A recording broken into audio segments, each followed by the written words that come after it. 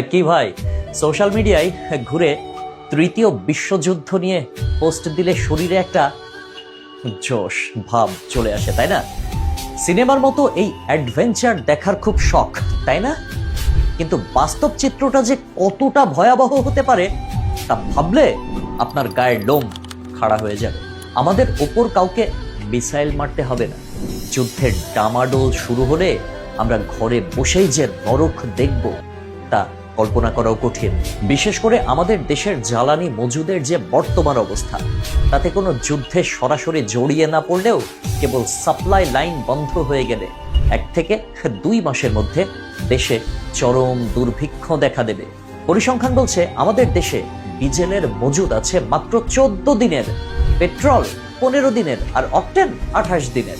হয়তো কেরোসিন আছে মাস আষ্টেকের জন্য, কিন্তু জ্বালানি সংকট শুরু হলে সেটার ব্যবহার এত বেড়ে যাবে যে 2 মাসের বেশি টিকবে না। ফলাফল কি হবে?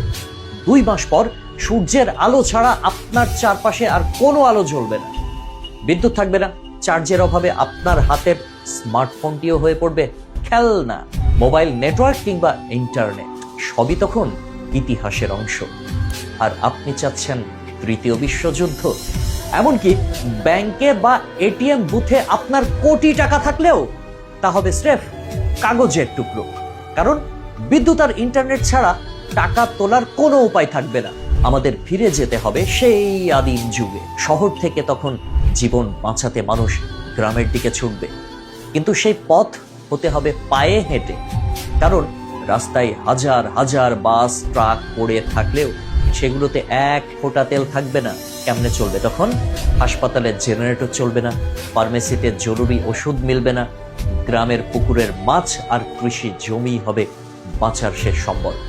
কিন্তু সেখানে পৌঁছানোই হবে এক বিশাল লড়াই।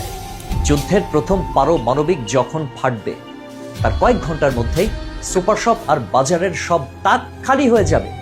অসাধু মজুদদাররা সব কিছু লুকিয়ে ফেলবে।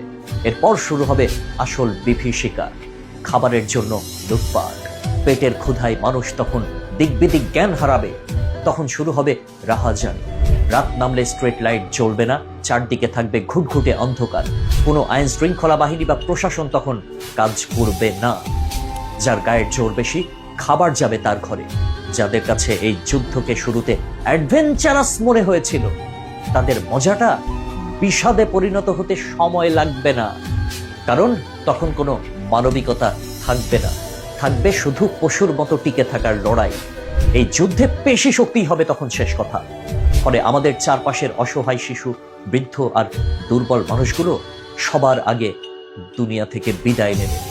একটি দেশ কেবল বোমার আঘাতে শেষ হয় না, একটি দেশ শেষ হয়ে যায় যখন তার খাবার ফুরিয়ে যায়, জ্বালানি শেষ হয়ে যায় আর সাপ্লাই চেইন বন্ধ হয়ে যায়।